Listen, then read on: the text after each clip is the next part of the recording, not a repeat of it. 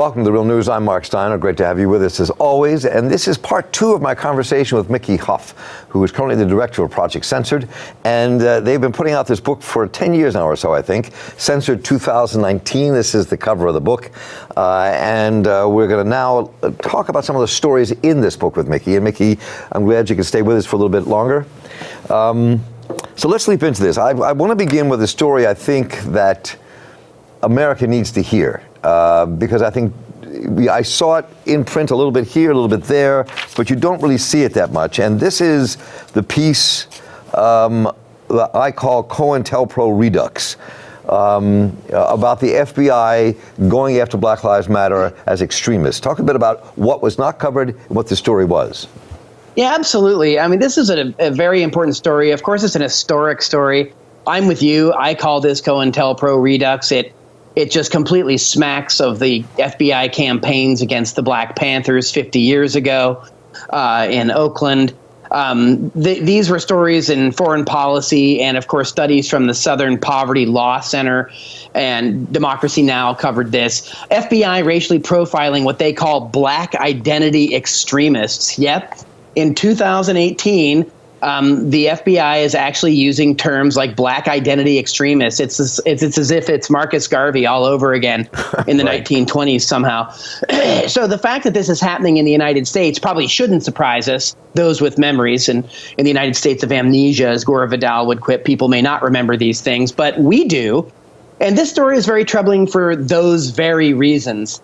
Not just that the African-American activists, people in Black Lives Matter, people fighting on the front lines of social justice, fighting against police brutality, fighting against centuries now of discrimination against African Americans.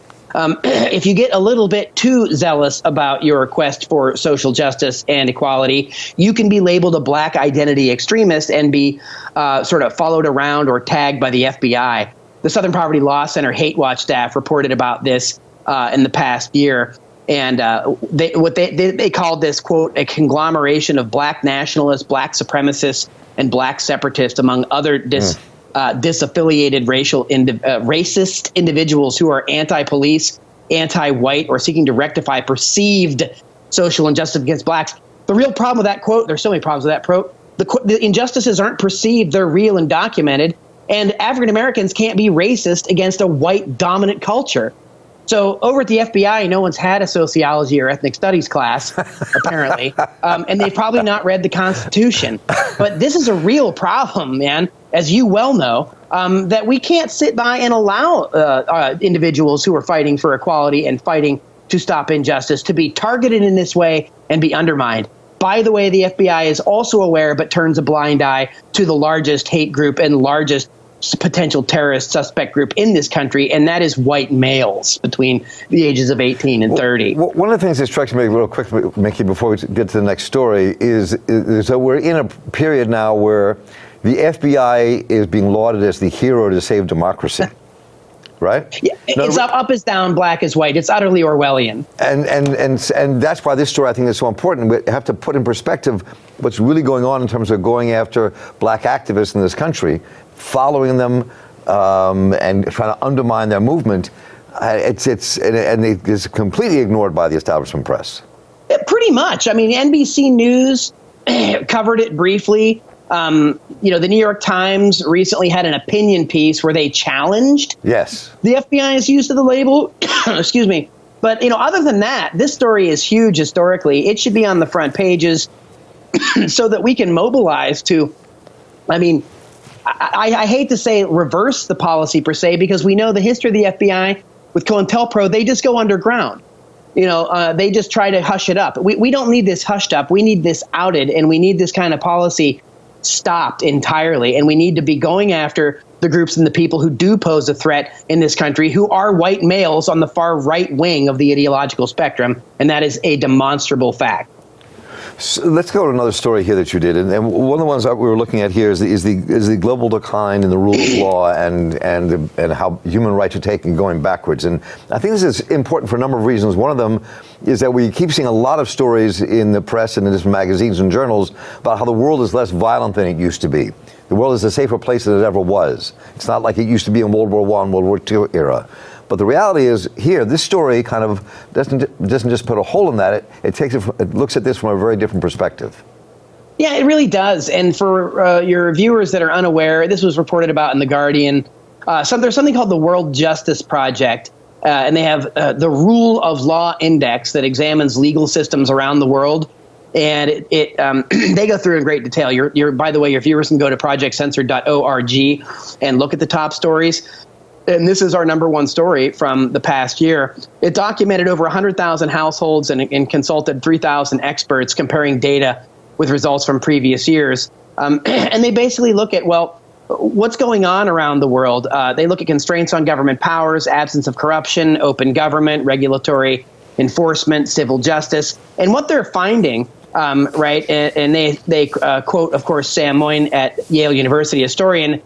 He's quoted as saying, all signs point to a crisis, not just for human rights, but for the human rights movement.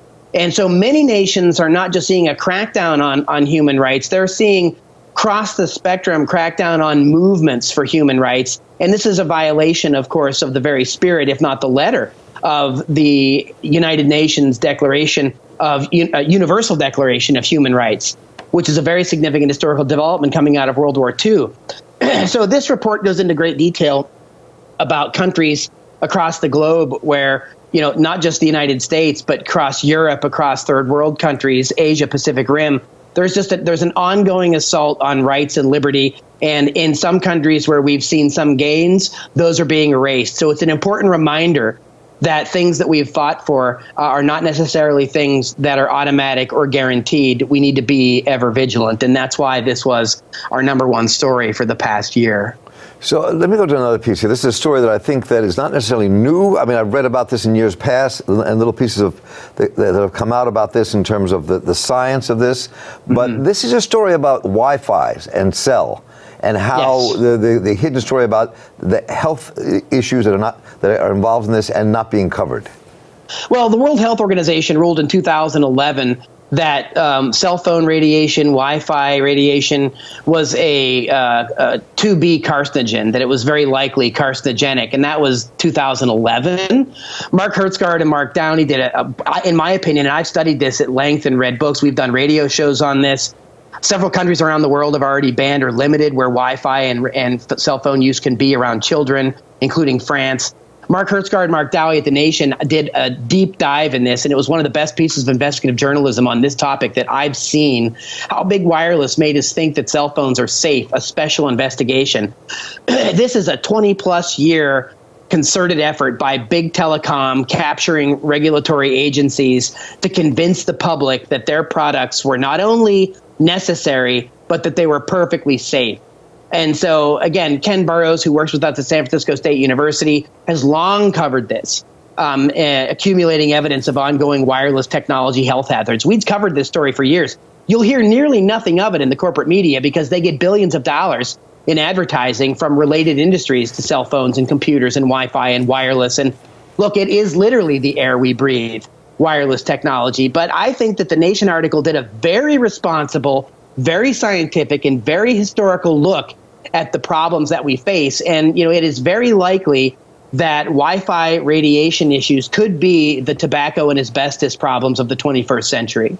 And that's one of the reasons I think we're running close to out of time. This is one of the reasons I think that you write in the beginning of this book, in the introduction, that we should stop using the word, I think what you were writing, mainstream media. Oh, right. Instead, let's talk about corporate media, because the term is also obfuscates reality.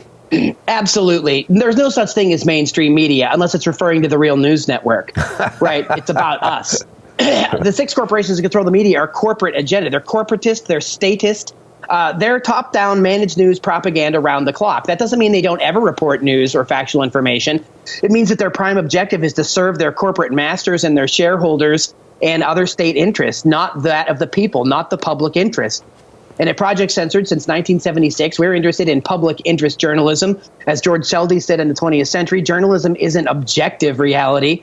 It's not reporting this side and that side in false equivalency. It's telling the people what's really going on based on facts and evidence so that they can be armed with the power that knowledge gives to act appropriately in a democratic republic with what few Democratic and Republic-like outlets we have within which to participate, Mark. And I think that with the cover of the book, the message of the book, fighting the fake news invasion, it's really now or never. We really need independent news outlets. Abby Martin wrote a stellar foreword for us. She does great work at the Empire Files.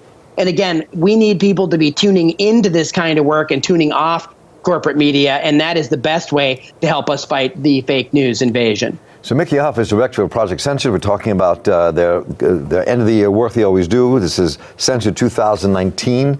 And Mickey, once again, tell our viewers how to get to Project Censored.